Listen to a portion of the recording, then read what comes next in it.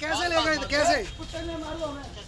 ये video social media पर लगातार वायरल हो रहा है। इसमें जिस शख्स को गाड़ी में ज़बरदस्ती बैठाया जा रहा है वो कोई और नहीं, पुलिस का सिपाही है। मैनपुरी का ये वीडियो है और ये मैनपुरी का ही सिपाही है। इस सिपाही को दिन दहाड़े फिल्मी स्टाइल में बुलेनो कार सवार कार में डालकर ले गए। ये तस्वीरों में साफ तौर पर देखा जा सकता है। क्या है पूरा मामला आपको बताते हैं। आप देख रहे हैं यूपी तक, मैं हूं मधुर यादव। मैनपुरी में फिल्मी स्टाइल में सिपाही को उठाकर कार सवार ले जाते हैं। बलेनो कार में सवार सिपाही को कार में लेकर ये लोग फरार हो जाते हैं। कार में ले जाते हुए पुलिसकर्मी ने ये वीडियो बना लिया।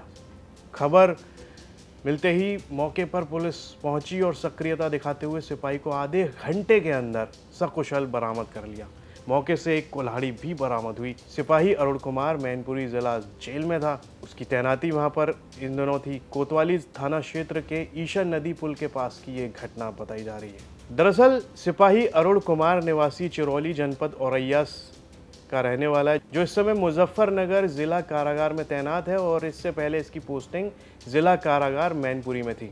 मैनपुरी में वो अपने परिवार से मिलने आया था, जहां ईसन नदी पुल पर कुछ लोगों से इस सिपाही का विवाद हुआ। उसके बाद कार सवार उसे कार में डालकर ले गए। मौके पर मौजूद एक दूसरे सिपाही ने कार सवारों को रोकने की कोशिश की और इसकी पूरी वीडियो बना ली। क्या नाम है तुम्हारा? नाम क्या है? नाम क्या है तुम्हारा? क्या नाम क्या है? अरुण, क्या घटना हुई आज? हमें पुल पे इन्हें प्यार से बुलाया, हम ऑडियो देंगे। किसने बुलाया? राजेश खटीक ने। आओ हम तुमसे बात करने गए। इन लोगों को बढ़ती पहले हम घेर के लाए। कौन है राजेश खटीक? कौन है? राजेश खटीक पहले समाजवादी पार्टी जिला सदस्य थे, अब बीजेपी में आ गए।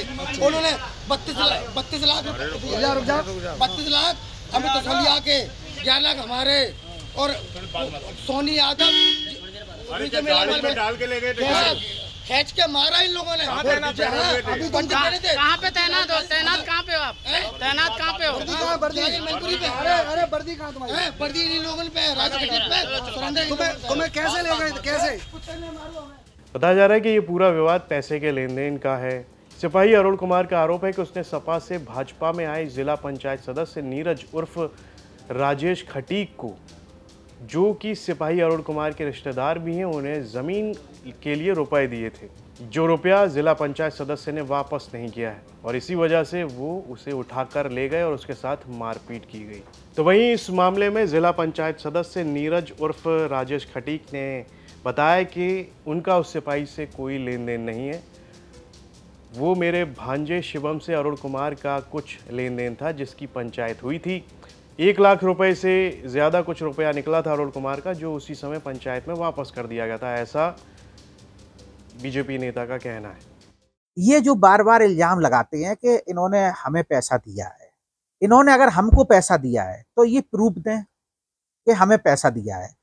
मैं मीडिया के सामने ये बात कह रहा हूं कि अगर इन्होंने हमको पैसा दिया है ये प्रूफ दें। अगर प्रूफ में मेरे ऊपर पैसा होगा तो मैं एक एक पैसा इनका दूंगा। बहुत नशे में ये थे। मेरे घर पे आके, मेरा बच्चा जा रहा था बड़ा वाला ट्यूशन पढ़ने के लिए, पहले तो इनने मेरे बच्चे की तरफ ईंट मारी तो बच्चा मेरा एकदम अंदर घुस के उसने गेट लगा लिया। उसके बाद इन्होंने जी अपनी स्कूटी में ईंटें रख के लाए थे, तो स्कूटी में ईंटें रख के लाए थे और उसके बाद ईंटें उठा उठा के, वीडियो में साफ दिखाई पड़ रहा है, ईंटें उठा के मारा है। क्योंकि उसमें ऑडियो नहीं आई, ऑडियो दूसरे वाले कैमरे में आई। उसकी ऑडियो थोड़ी खराब हो गई तो उसमें ऑडियो आई नहीं, उसमें आ गई वीडियो।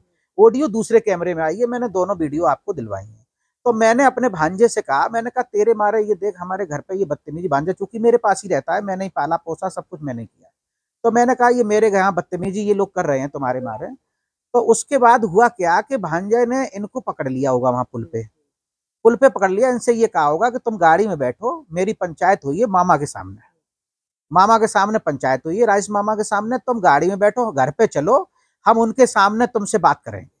तो ये मेरे घर पे आ गए।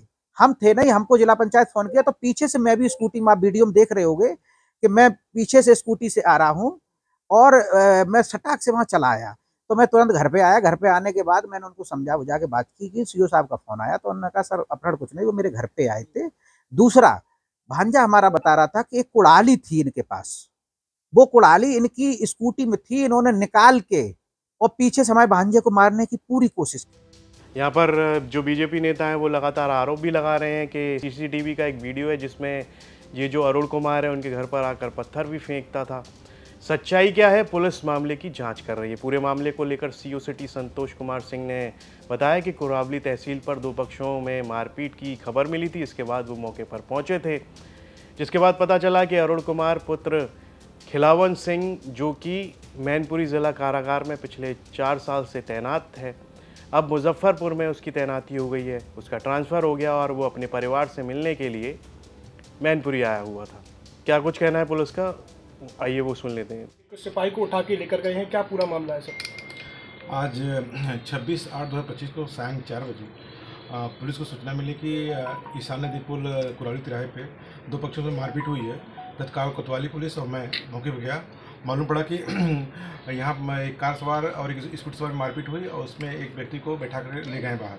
तो वहाँ पे और लोग बताया कि एक अरुण कुमार सन ऑफ राम खिलावन, जो औरिया निवासी हैं, जो पिछले 4 साल से जेल मैनपुरी में सिपाही हैं, इनका ट्रांसफ़र मुजफ्फरनगर हो गया है, लेकिन अपने परिवार से मिलने के लिए आए थे।